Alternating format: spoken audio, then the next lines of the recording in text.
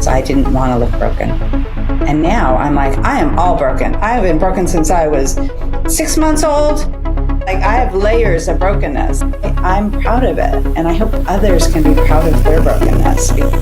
Welcome, everyone, to another episode of Humanity 2.0 podcast. Today, we have Shannon Michelle as our guest, a woman with 2 first names who's taking the world by storm with her story. And no, it's not fiction. It's totally real. And she is totally awesome. Shannon Michelle, welcome to Humanity 2.0. How are you? I'm good. Thank you. That's beautiful words coming out of your mouth. Sharing about me and my story. So thank you. Yeah. Oh, man. Well, I don't want to steal your thunder because you have such amazing words to share today. But just based off of reading about you, I was just blown away. And I thought, like, man, I have to meet her. I have to hear her story and share it with everyone because I just feel like there's something for everyone in what you're going to share today. No pressure. Yeah, no, share away. And trust me, that nothing ever feels like pressure anymore after everything I've been through. That is true. And so we're going to kick it off with what I call 8 degrees of humanity, just a fancy way of saying 8 questions. So that being said, are you ready for these 8 degrees of humanity? I am. When you hear the word humanity, what's the first image or story that comes to mind for you? For me, humanity is kind of encompassing the world with hugs and kindness and whatever way that you can to do that, and to find how you can be a part of whatever speaks to you within your community, this conversation, all of it. That's what came to me when you asked that.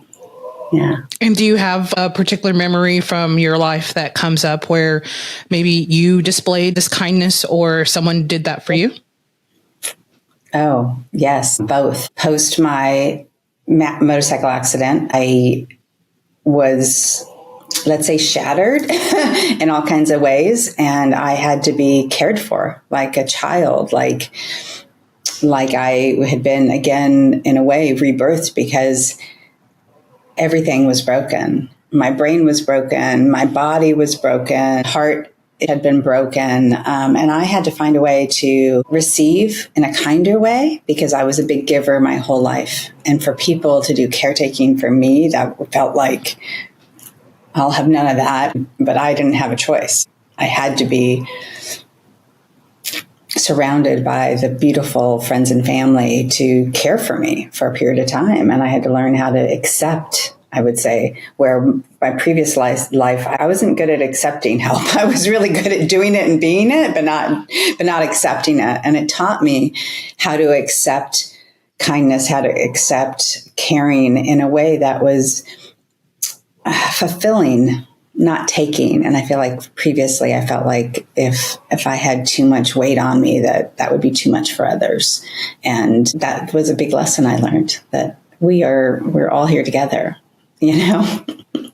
Yeah, I can imagine that shift in your mindset, going from being independent to then having to receive help, especially not wanting help ordinarily. That is pretty interesting. So then how did you even begin to let people in and accept their help and not feel as though it's bad? It was difficult. It was overwhelming emotionally. It was each day I had to embrace what the day had for me. And I had to embrace the help I needed in each day. And I think it taught me about staying present and not trying to rebuild what I had and not build what I'm going to get, but just be here and now and stay present. And that's where I would need to land each day, each morning, each moment, to find my way back and to find my way out, I would say, of the obvious, not even obvious, but a lot of physical pain, a lot of surgeries, a lot of messiness, you know. And each day I would wake up and I would focus on looking out my window, the birds in the bird feeder, like, or whatever it was like, look out the window. That would bring me joy. That's all I could do. Okay. Next, I would really like to have a cup of tea or a cup of coffee. Like, okay, that's my next goal. And each each moment of each minute of each day was staying present so that I didn't get depressed or overwhelmed by everything that had happened to me. And so I'd say for anybody, we all have stuff that feels weighty and heavy, and why me, or whatever words you want to put around it. But stay present. Just wake up in each or be in each moment, like the moment we're in right now, and enjoy that moment for what it has for you. Not for the give and take, but just for being present. That is, to me, empowering for people, or to learn how to do it. Yeah. Being present can have so many benefits. And I feel like you just gave us a really good tool right there. Despite what's going on, we can be present and receive so much from that. And there's a lot of thanks that we could give for when we're present in the moment. And thank you so much. Sorry, go ahead. Oh, no, I don't even know. I'm enjoying this conversation. That's it. Me too. Oh man, the energy is just flowing. The humanity is humanizing. I'm loving it. I knew we were going to get along great. We all have moments when people remind us of our shared humanness. Do you recall another human that surprised you by their empathy or their compassion, and it just changed how you look at humanity? I 100%. Yes. The first thing that popped in for me is my daughter, Grace. And we had to shift positions of getting comfortable with her mothering me. And she, at the point of my accident, she was 19, turning 20 in college. And I was always, there, caretaker, fixing, doing. And all of a sudden it shifted to her having to do that. And we never believe that, again, life can change us in that way, but learning how to accept my daughter's help and learning that she had the strength to give me the help, that was something that both of us needed to learn, because we had to shift positions in a way. And sometimes you're in a relationship, a friendship, a family, whatever, and there's a shift that happens and you have to learn how to accept the shift. And that was one of the biggest ones that happened for me. Was accepting, her strength and her guidance through my pain and trauma.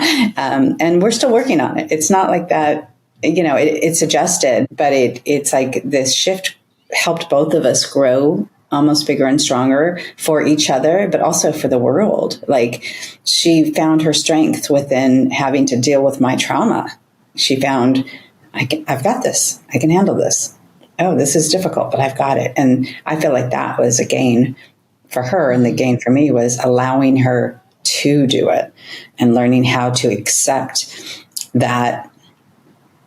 I mean, everything. Because, I with my accident, my brain trauma, I woke up completely deleted. Like, my brain, I call it Shannon Michelle 1.0 and Shannon Michelle 2.0 now. Famous interior designer, like huge blah, blah, blah, mother, blah, blah, blah. And then I woke and I was having to relearn everything. I had to learn how to read again, how to walk again, how to write again. And I had to find a way to find kindness to myself, because when I would wake up and I couldn't do something, I would get frustrated. And then I'd be like, how can I fix this? And that was the old me. And I had to get to a place where it's like, no, Shannon, you don't have to fix it. Just be present, find your way. Each day, each step, find your way. And that is how I'm sitting here today with you, talking to you and sharing, like, how do we get out of trauma? How do we get out of chaos? Sometimes it feels awkward and not a part of us, but it is teaching us. We're growing from the pain, growing from the sorrow. We're learning and building a better us from all of it. At least that's what I had to find. I had to re-find myself, and I had to find the new me, because it wasn't the old me. I think you've had enough growth and rebuilding for like 10 people. It's been huge. It's been almost like when I look back and I speak about it, I think, oh my gosh, I don't want anybody to have gone through it, but I wouldn't change a day, because everything that I've learned from it all and the openness that it created that I needed to be a more open, vulnerable person. I needed to be literally broken to be opened. And that's how I understand what I've been guided through into and how I can help others. Like, okay, how can I help you? Like, I've been through it all. Ask me anything. And comfortable with helping others and being in a place where I can, that was a goal. How can I be a person that can open these arms and surrender, but also hug the world in whatever format it comes, So yeah, that's me. I'm curious about that time where your daughter was taking care of you. Did it change how you viewed her? Did it change how she viewed the world? And what did she do after that? Did she take on adjacent work where she took care of others? Well, that's a great question because it was difficult, but yes. And she just recently graduated from college as a fire science major. She had always wanted to go into the firefighting world. She is now an EMT and is in the next steps of her life of how she can help and care for others. And now it's even looking different to her because she obviously knows she has the capacity to, and how best to do the next steps of helping others as well, but in a more physical way. I think now I'm in a more mental way, and she's in a more she's a bit of a badass, She's got a different type of strength that I could never imagine. A lot of people couldn't, but she's got it. And she's gained even more because of my accident and because of doing the caretaking and teaching me things. And also not being led is huge because we as parents want to lead our children to the best kind of life they can have. And now she's learned as a young adult, taking next steps on her own without so much guidance is, at least from her mother. She gets guidance still from all kinds of places, and she still gets it from me, but sometimes she doesn't want to listen to it from me now. It's honest. Right. I mean, that's what children do, and you're like, okay, fine, do it your way. Yeah. Then they come back later on, you were so right. And you just, yeah. It's teaching them to guide themselves, right? We're teaching them how to be beautiful humans, But we have to let go sometimes. And I wasn't good at letting go. I wanted to monitor and track everything and guide her the right way because I didn't come from that. And I thought if I do that, then she will end up great. That's my original thought about how to parent. And now I know letting go and letting them be them is a part of them growing up. And when they need guidance, they ask, Yeah. I feel like, and I'm sure the audience will agree here, that the badassery is hereditary. Yeah, it is. She got it from you. Yeah, she did. Yeah. She got it from me and her father. Her father's a badass too, and she got a yin yang of it. She benefits from both sides, definitely. Yeah, and the strength. I feel like parents of older kids, and by older, in their 20s and so forth, they're still watching. The kids are still watching. And then it becomes even more apparent that what you do, they're going to watch and emulate your empathy, your caring for others, and just everything that we do. They're watching even more so. And I hope that with my son, that he is the best version of himself, but he also has compassion for everyone. And he does, which is amazing to watch and amazing to see him develop his own values and his own, path. But yeah, it feels like when they're adults, they're watching even more. Mm-hmm. Mm-hmm. They say that hardship teaches empathy and that once you've been broken, you see the world completely differently. Has your journey changed how you see people, especially people that are struggling or maybe are misunderstood about things that they're dealing with? Absolutely. There is an equalness to me about everybody now, and that we go, at least I used to go through my life comparing things. And that's what I did for a living. How does this look? What angle?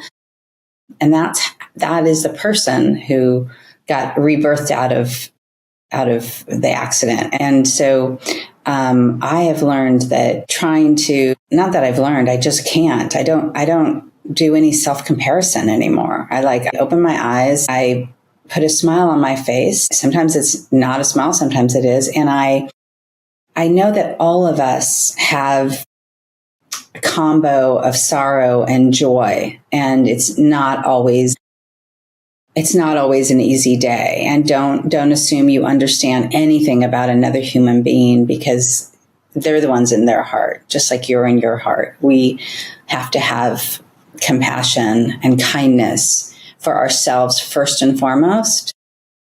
And then to me, that just allows more to give. Like the more that I'm kind to myself, the more I have to give. And that is, it's like a tool again, like self-care, bigger heart, more to give. So however somebody can be kind to themselves gives more for them to give to others, and there being a balance to understand the more beautiful and messy we look. It's just reality. It's real. It's human. It's our journey. Society often judges what they don't understand. When you look at how we treat people that have altering or lifelong injuries, what do you wish that the world understood better, or how could they approach or be there for folks that have, injuries that last a lifetime? That's a great question. My hope, I think, is that people connect with the concept that we're all equal and that we are in a sense all one. So I'll take, again, me, for instance, me with my eye patch. Obviously, some people look at me and smile, and some people look at me and kind of stare and try to figure it out. Some people ask, some people don't. But if somebody can come from a place of, if you're in question, ask. If you're in need, help.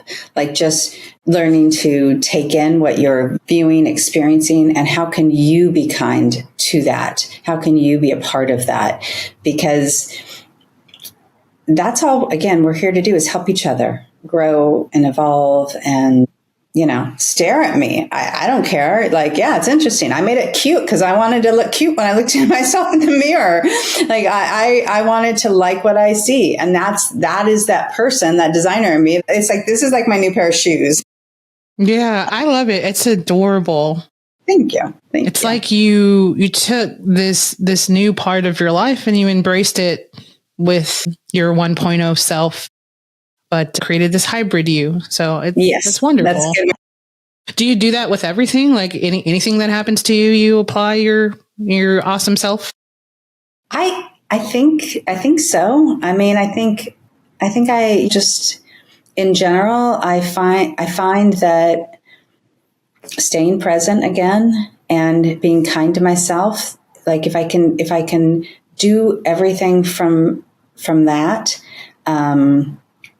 that helps me maneuver through almost anything, any moment. Even, I'll give you an example. Like I had an argument with my daughter yesterday and it was like this and that and this and that. And then I was like, okay. And I have to remember to pause and stay present and try to stop demanding as a mom for her to be a certain way. And that was my moment of like, the reflection, I guess, is the best way to put it. You have to see the reflection of yourself and your actions, and that when something happens, make sure you see yourself in that. Make sure you don't try to disconnect from it, because you're a part of it. And if you have an issue with something or somebody, know that you're a part of that issue or problem. And it's not an issue or problem; those are not the right words, but that feeling comes from something. And what I have found, at least personally, is like if I get angry or if I get upset, I have to kind of, again, do the mirror of what is it in me that I'm upset about this? Why am I upset? This is me. That's you. Why am I taking on your opinion? Why am I taking that to heart? Remember to care for my heart first. Don't take everything personally. Don't take the ins and outs of life personally. Just, again, do your self-care and see how that feels a little bit more. I'm still working on it. You have this really great skill at being present, but then also being able to really look at a situation for more than what it is and then help other folks to understand. Do you have a phrase or a funny story that you tell people to lift up their spirits? Ooh. Or maybe one you were told. Either way. I think maybe that what comes to me when you say one that I was told, yes. And it is in sequence again with my really most difficult physical and mental pain days. I was told, Shannon, quit looking at what happened and don't look at what's going to happen. Just be right here. What do you want right now? Do you want a cup of tea? You want to go take a nap? Like, just stay present. And I think that is the thing that each and every day I still try to do. And sometimes because I have to, because my short-term memory limitations, but more so that I'm not, because I definitely have expanded my ability to remember things. Because before I didn't even know if I had asked a question or said something, and I could ask it 300 times in one day. Like, it was from what I was told. Again, I don't remember any of this, but it's that lesson to me that was said to me about staying present and don't look at the past and don't look at the future. Just stay right here is, again, the most empowering thing that I can think of when you ask me that question. Like, yeah. Do you still have short-term memory issues, like significantly? Yeah. Or is it like, yeah? It's getting better, but the answer is yes. It's still a struggle in the way that if I don't do certain things by taking a picture, writing it down multiple times and experiencing it multiple times, it can fade away. And if I do things in a certain way, like this conversation, I will remember. I will remember this beautiful screen. I will remember some of what we talked about, but honestly, I won't recall most of it. I know that some of it will, let's just say in percentages, probably 20% of it will stick with me. And until I can go back and rewatch it a few times, then I'll be like, oh yeah. And it will, again, it's creating those links of these memories have to stay. I want them to stay. And how can I help them stay? So yeah, the short-term memory, it's not what happened yesterday, but if you ask me what happened last week, other than things on repeat, I will have to go and look. And I do take a lot of pictures, which I think is of value, at least it has been for me.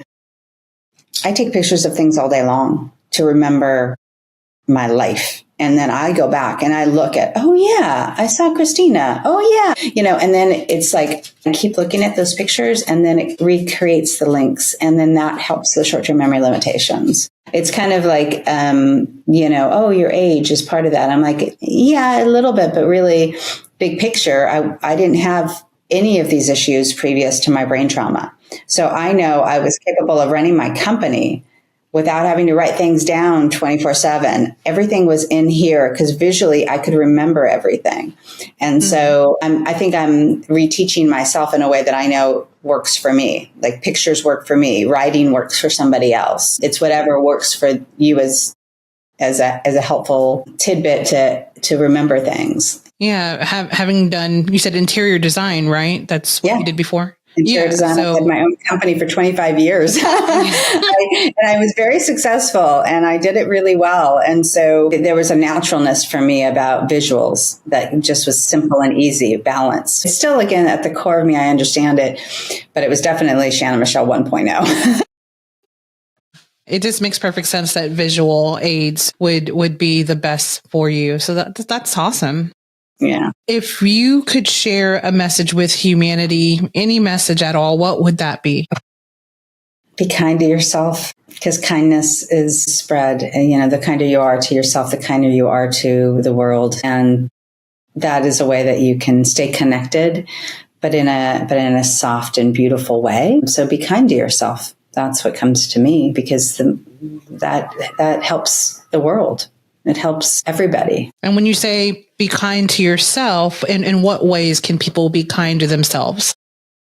So for me, what I do is I focus on taking care of my heart, taking care of my mind and taking care of my body. And I like physically, my heart, my mind, and my body. And I have to remember to take care of all of those things. And that is, again, how I have more to give. So, yeah. When you say heart, are you meaning like physically or emotionally?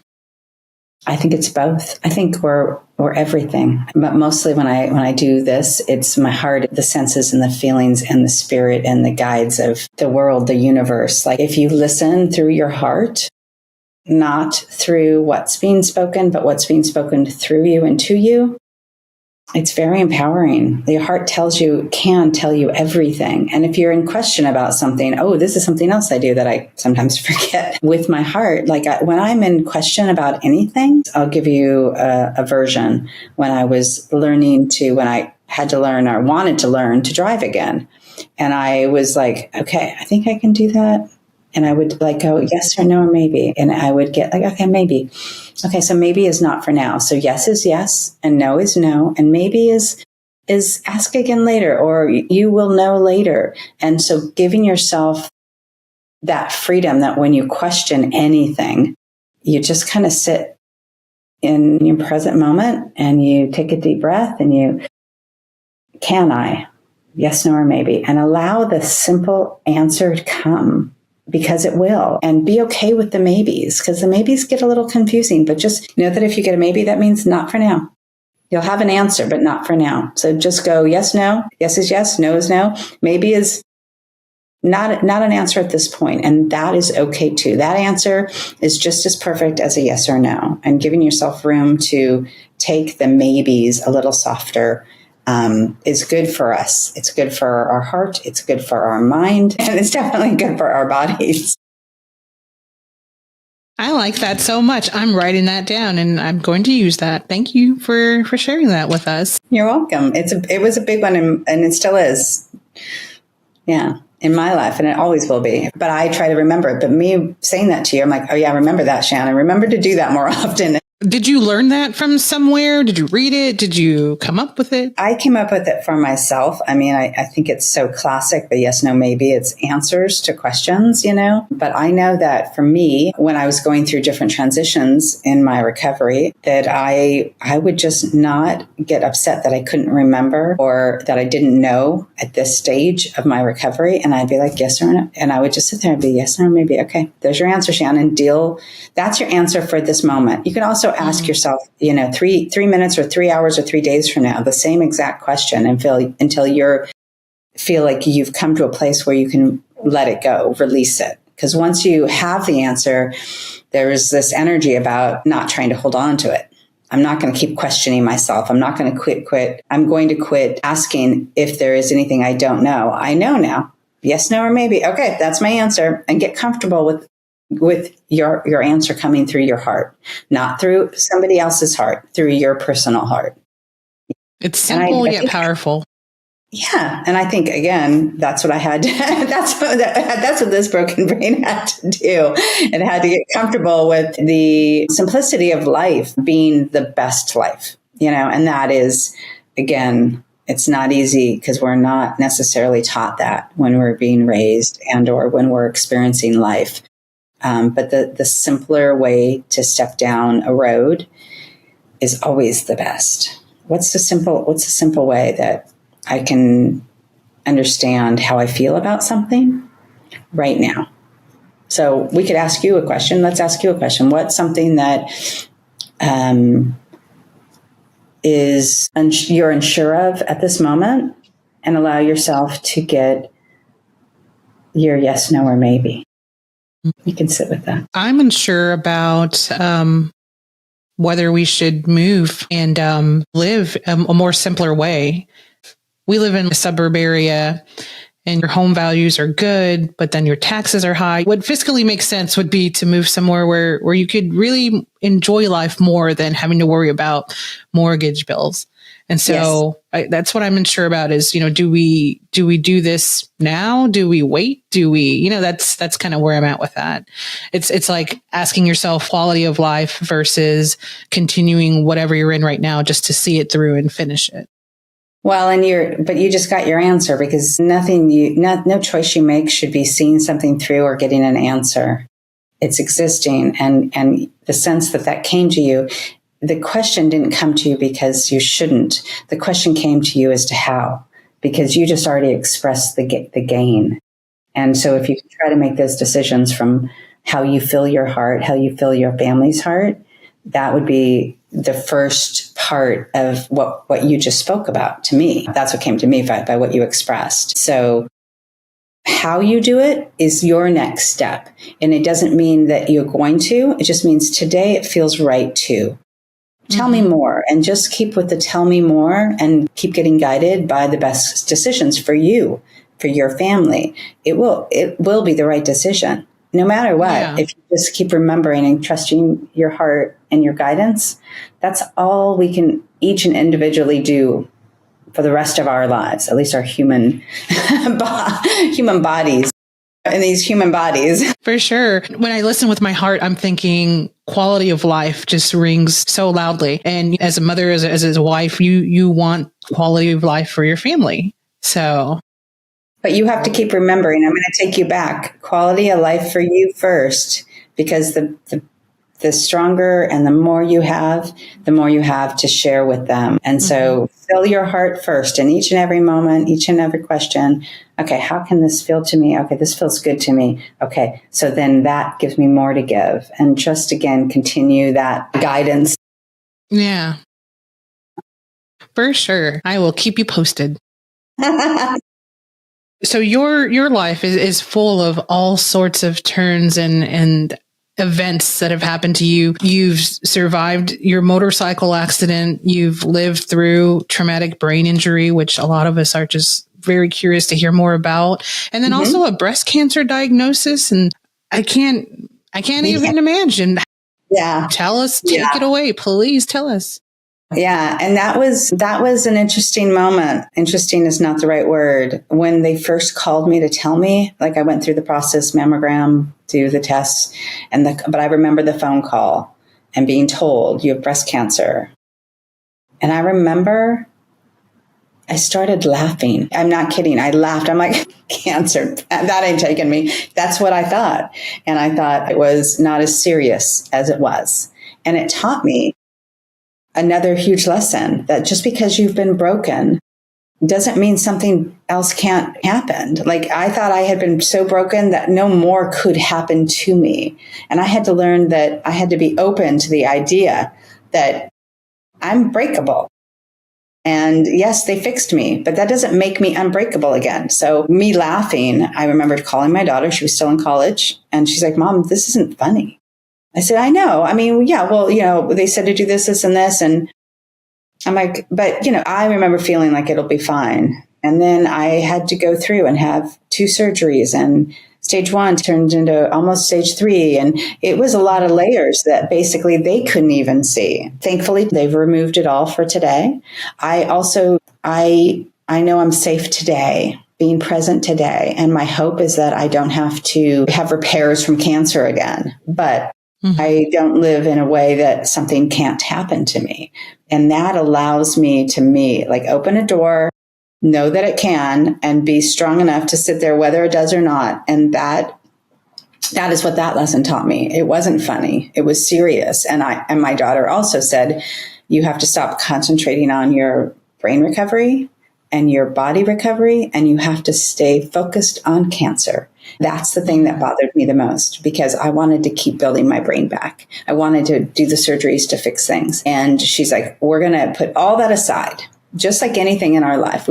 This one thing is happening. We need to put things aside, and we need to focus on this one main thing and take care of that next.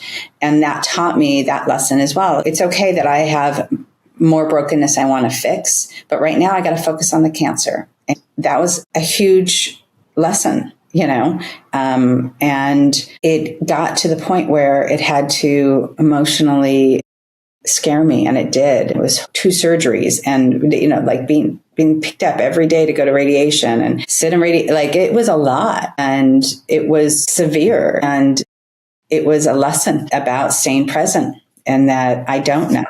And it's okay to not know. That again I go back to today I'm perfect. Today I'm sitting here, I'm talking to you, and I'm had a good breakfast. Like that's a perfect day right now. And just like taking each moment and each step as a beautiful thing is what the breast cancer taught me as well. I got out of the how do I fix it all attitude to just be open, take it in. It'll happen. It's happened. Okay. What can we do today? Today's the only day I can worry about. That's the only thing I can do today.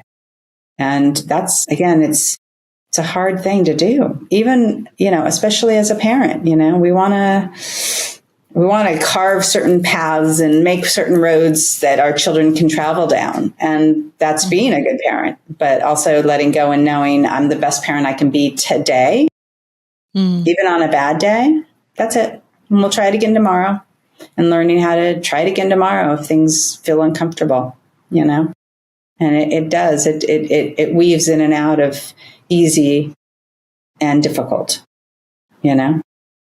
There's so much beauty and strength in hearing you say that it's okay to be broken, and recognizing that through that brokenness you received much more, and that helps you to this day to help others. Did you receive something different during the motorcycle accident that dovetailed, or was maybe a different perspective? Many, many layers of that. It's good to be vulnerable.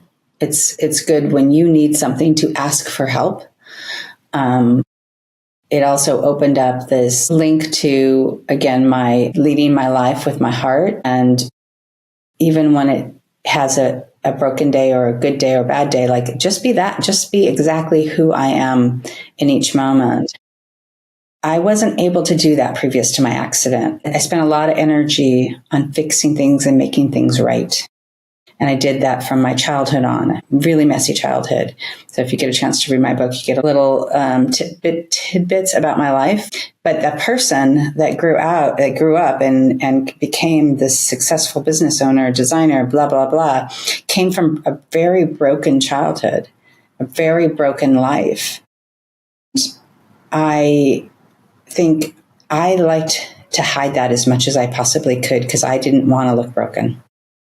And now I'm like, I am all broken. I have been broken since I was 6 months old, 7 years old. Like I have layers of brokenness, and I am proud of all of it because it's what sits here today. It's the strength, it's the intuitiveness and the kindness that sits here today is all that brokenness. And I'm proud of it. And I hope others can be proud of their brokenness because it really shows a lot. I think it shows strength. It shows whatever it's supposed to show through you. And so, who we are through our brokenness is really powerful. It doesn't make it wrong. It makes it growing and bigger and better in whatever way that we want to be. And again, that's for us, for what we want to be, what you want to be. I was working on a little video about an experience I had. It just popped into my head while I was making some oatmeal about a lecture hall in college and just a really bad experience that I had there. But it taught me something, and that brokenness, I wanted to share it because it just, I don't know, something inside just wanted me to share that. So I was working on this little video edit of it and how, it had to deal with like mental health awareness and how, during college, for me, there wasn't a lot of research out there. So I didn't know a whole lot, but I knew how to speak up for myself. And encountering a classmate that had no idea what was going on while I was experiencing something really difficult, they made this loud comment in front of like 100+ people. And I responded to them and I yelled at them, "What's wrong with me isn't what's wrong. You're what's wrong." And to that effect, it was just a sliver of brokenness that I just wanted to share because someone might identify with that and might find something in that. And what did you learn from that moment when you rethought about it this morning? Like, what did you gain? Because I think we keep gaining from our experiences, even though our lives have continued, and it's not the old you. I mean, you're not the old you and you're the new you, but it came to you and it's reminding you in some way of something. And to make sure that you, again, with self-care, think about what growth you got from that. What part of you came from that moment that you're remembering. I think resilience, it made me think about where I was and where I am now. Yes. Yes. How now I feel more empowered to share those stories, because there's so many other ones, many twists and turns, just, like just other brokenness moments. It's wonderful that we can now share those things openly and commune with others and help other people through those stories. I agree. And hopefully what we do is also teach people to open the door in their lives, to help others, to reach others, because again, it's you opening your door, me opening my door. It shows others to open their door and to connect with who they are and what they have to give, and then continue to give. I mean, it's beautiful. Yeah. So I appreciate it. Sharing all of these stories, hopefully that will generate this Humanity 2.0 where we are more kind to one another and share with one another. Absolutely. Bravo. This book. Yeah. Where do people find this book? Yeah, it's good to talk about that too, right? This is a big part of my present existence. I had a book published, Step Into Your Miracle, because I believe we're all miracles. And it basically is kind of the roadmap I went down to recreate myself. It's very honest, and it has a whole chapter of journals of moments of me rediscovering my brain and my body in all kinds of ways. But the biggest part of this is my daughter drew the cover. She's an artist as well as a badass, and she drew the cover of me. So that's my book. And I have a website, stepintoyourmiracle.com. There's all kinds of links there, how you can get it. And it's a big part of my new life. And people to read through a little more of my story and to hopefully have guidance in things that they are going through. That's all the goal. If you need some guidance in a way to find yourself and to be a better you, buy my book, Step Into Your Miracle. Just from what we've heard today, that's just like a tiny sliver of what's in that book, I'm sure. Thanks so much for sharing your experience with us. Are there any parting words that you'd like to share with humanity? Oh, love and kindness comes to me, like love and kindness, be kind to yourself, and that gives more love and kindness out into the world, in our beautiful human existence, humanity, and there's so many different versions of that, isn't there? Yeah. Well, Shannon Michelle, you are amazing. And again, thank you so much for being here and for being a miracle. Thank you. Thanks. I mean, many words, but miracle comes to mind. Earlier, you mentioned a simple phrase, and it stuck with me this whole time, but you said, hug the world. We all love to just hug the world. For now, we'll share our stories and hug the world that way. We can only do things from where we sit today, and try not to compare yourselves to others. Just be who you are, because you're great. You're perfect just the way you are. Like, I had to find myself interesting and perfect again. I think all of us are perfect and great. Like, we're in there. Do you know who said that? Who's very famous for saying that? Who? Fred Rogers, Mr. Rogers. No. Yeah. He said, I like you just the way you are. Perfect. Thank you for reminding me that. Because in my brain reboot, I have to watch and see things again to remember them, but they're in me. So I probably watched that as a kid. I mean, I'm a little older than you. Yeah. I like to call it seasoned. Okay. Yeah, I'm seasoned. Not older, slightly seasoned. I like that. I am I know. Yes, I'm seasoned. I love me. I love my age. And I'm just happy to have a few more years. Yeah, well, we all love you. And so you asked me some questions today, but I want to share a question from our audience. Okay. I was talking to another podcast. So the podcast is at Franchise Addict Podcast. They do a movie podcast, but they had a question on humanity as it pertains to religion. Is religion necessarily for the health of civilization, or are there objective, natural, ethical laws? Or is all morality subjective and largely emotionally based? That's a big one. That is a big one. I would say it was the third ish. That we're led again by our consciousness and our awareness in our bodies, but that is given through, I would just say, more channels than us humanly thinking through everything. I think we can feel, if we live from a place we feel our existence, and we can make our choices in a kind way to ourselves, and we make it a kind way to each other.